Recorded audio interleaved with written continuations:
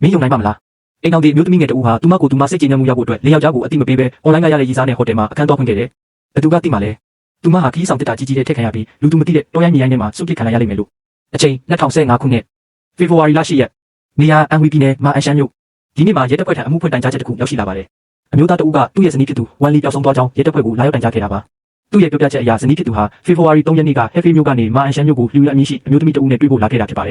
်ဒါပေမဲ့နေ့ရက်ကြာမှာတော့ဇနီးဖြစ်သူနဲ့အဆက်အသွယ်ပြတ်တောက်သွားခဲ့တာကြောင့်ရဲစခန်းကိုလာရောက်မှုဖွင့်ရခြင်းဖြစ်ပါတယ်ရဲတပ်ဖွဲ့ကဖြစ်ကြောင်းကုန်စင်ကိုသိရှိပြီးနောက်အဆိုပါမျိုးသမီးကိုရှာဖွေတွေ့ရှိခဲ့ပါတယ်သူမကပြောပြရမှာတော့သူမနဲ့ဝန်လီတို့ဟာဖေဖော်ဝါရီ3ရက်နေ့မှာတွေ့ဆုံမှုတကယ်ချင်းဆိုထားခဲ့ပေမဲ့တနေကုန်စောင့်ဆိုင်းခဲ့တော့လဲဝန်လီရဲ့အရေးအယောင်ကိုပင်မတွေ့ရတယ်လို့ဖုန်းခေါ်ဆိုလို့လည်းမရခဲ့ကြောင်းပြောပါတယ်ရဲတပ်ဖွဲ့ကဝန်လီရဲ့တွာလာလှုပ်ရှားမှုတွေကိုစုံစမ်းစစ်ဆေးတဲ့အခါသူမဟာမာအန်ရှမ်းမြို့ကိုတကယ်ပဲရောက်ရှိလာခဲ့ပြီးဟိုတယ်မှာတဲခုခဲ့တဲ့မှတ်တမ်းရှိကြောင်းတွေ့ရှိခဲ့ပါတယ်ဒီဟိုတယ်ရဲ့စောင့်ကြည့်ကင်မရာမှတ်တမ်းတွေအရဖေဖော်ဝါရီ3ရက်နေ့လယ်ပိုင်းမှာဝန်လီဟာဟိုတယ်ကိုတဦးနဲ့လာရောက်ပြီးတဲခုဖို့စည်ရင်သွင်းခဲ့ပါတယ်ထို့နောက်အဲဂျိုဝန်ထမ်းရဲ့လိုက်ပါပို့ဆောင်မှုနဲ့အတူတက်လီကာစီပြီးသူမရဲ့အခန်းကိုတွားခဲ့ပါတယ်မနက်လင်းအားကြီးအချိန်ရောက်တဲ့အခါအမျိုးသားတဦးဟာတက်လီကာဝါမှာပေါ်လာပြီးသူသွားတဲ့ဥတီယာကဝန်လီရဲ့အခန်းစီတို့ဖြစ်ပါတယ်စောင့်ကြည့်ကင်မရာအရအဆိုပါမျိုးသားဟာအရက်တင်မီတာ80ခန့်ရှိပြီးခန္ဓာကိုယ်ပိန်ပိန်ပပနဲ့အနက်ရောင်ဂျာကင်အင်ဂျီကိုဝတ်ဆင်ထားတာတွေ့ရပါတယ်။ဝန်လီကတကားဖွင့်ပေးပြီးနောက်အဆိုပါမျိုးသားဟာအခန်းထဲကိုဝင်သွားခဲ့ပါတယ်။ဝန်လီနဲ့ဒီမျိုးသားတို့ဟာတီးကျွမ်းကြတာထင်ရှားပါတယ်။မိနစ်30အကြာမှာတော့အမျိုးသားဟာအခန်းထဲကနေထွက်လာပြီးနောက်တက်လီကာစီပြီးထွက်ခွာသွားခဲ့ပါတယ်။ဒါပေမဲ့ဟိုတယ်အခန်းမရဲ့စောင့်ကြည့်ကင်မရာမှာတော့အဆိုပါမျိုးသားဟိုတယ်ကနေထွက်ခွာသွားတဲ့ပုံရိပ်ကိုဖတ်ယူနိုင်ခြင်းမရှိခဲ့ပါဘူး။ဒါကြောင့်တေချာပေါက်ပြောနိုင်တာကတော့အမျိုးသားဟာဟိုတယ်ကနေထွက်ခွာသွားခြင်းမရှိပါဘူး။မိနစ်အနည်းငယ်ကြာမှာတော့ထိုမျိုးသားဟာအခန်းထဲကိုထပ်မံပြန်ဝင်သွားခဲ့ပါတယ်။မနက်2နာရီအထိ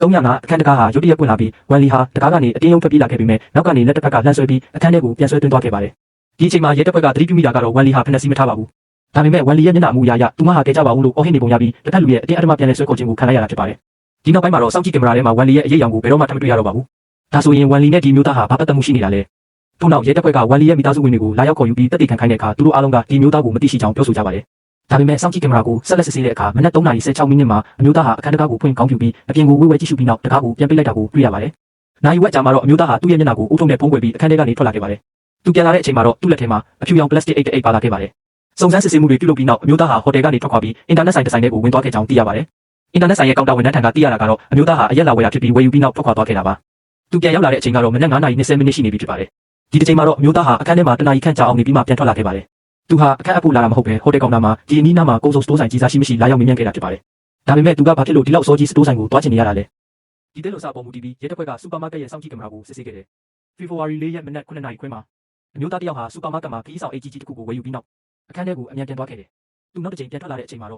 ့လက်နက်ဖက်လုံးမှာခီးဆောင်အိတ်ကြီးတစ်ခုအသေးတစ်ခုကိုတင်ဆောင်ထားတယ်။အိတ်သေးကတော့ဝန်လီဟိုတယ်တက်တုံးကယူလာတဲ့ကိုပိုင်အိတ်ဖြစ်ပြီးအိတ်ကြီးကတော့ဒီမျိုးသားဝယ်လာတဲ့အိတ်ဖြစ်ပါတယ်။အထဲမှာတော်တော်လေးလန်တဲ့အရာတွေထည့်ထားပုံရတယ်။အမျိုးသားထွက်ခွာသွားပြီးနောက်တန်ရှင်းရဲ့တော်ကြီးအခန်းရှင်းတဲ့အခါအမျိုးသမီးသုံးပစ္စည်းအများပြားကိုတွေ့ရှိခဲ့တယ်။ဒါကြောင့်ဒီမျိုးသားကိုပစ္စည်းတွေပြန်လာယူဖို့အကြောင်းကြားခဲ့ပေမဲ့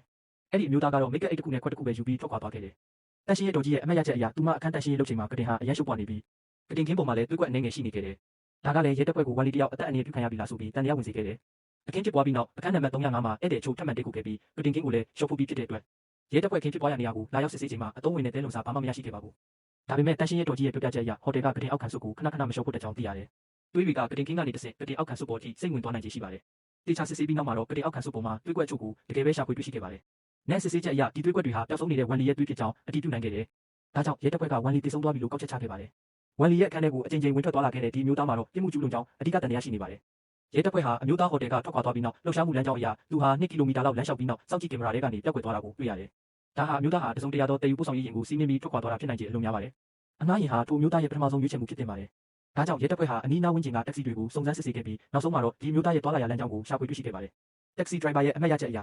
သူထိုမျိုးသားကိုခီးဆောင်အိတ်တွေတဲကူပေးတဲ့အချိန်မှာထိုမျိုးသားဟာအရန်ကိုပြရခတ်နေခဲ့တယ်။ထို့နောက်သူဟာအမျိုးသားရဲ့တောင်းဆိုချက်အရရန်ရှိခရိုင်သို့မောင်းနှင်ပေးခဲ့တယ်။ရဲတပ်ဖွဲ့ဟာဝန်လီရဲ့ခင်မွန်းထံမှာဝန်လီဟာကိုပိုင်လဆင်ပစ္စည်းဆိုင်တစ်ဆိုင်ဖွင့်လှစ်ထားပြီးအိမ်ကငွေကြေးအလုံးကိုသူမကပဲထိန်းသိမ်းထားကြောင်းသိရတယ်။ဝန်လီပျောက်ဆုံးသွားပြီးနောက်သူမရဲ့ဘဏ်ကတ်ကနေငွေလွှဲပြောင်းမှုတွေရှိခဲ့တယ်။ဒါကြောင့်ရဲတပ်ဖွဲ့ကဘဏ်ရဲ့စောင့်ကြည့်ကင်မရာကိုအရေးပေါ်တောင်းခံခဲ့ပြီး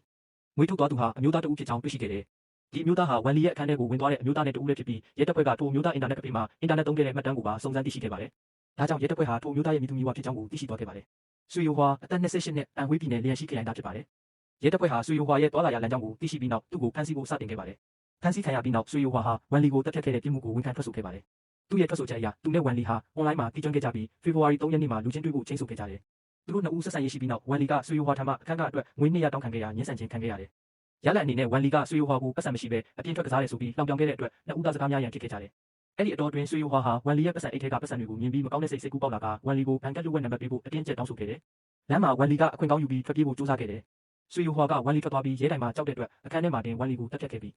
ထို့နောက်ဝန်လီရဲ့ရုပ်အလောင်းကိုတွားရောက်ဆုံးပစ်ခဲ့ပါတယ်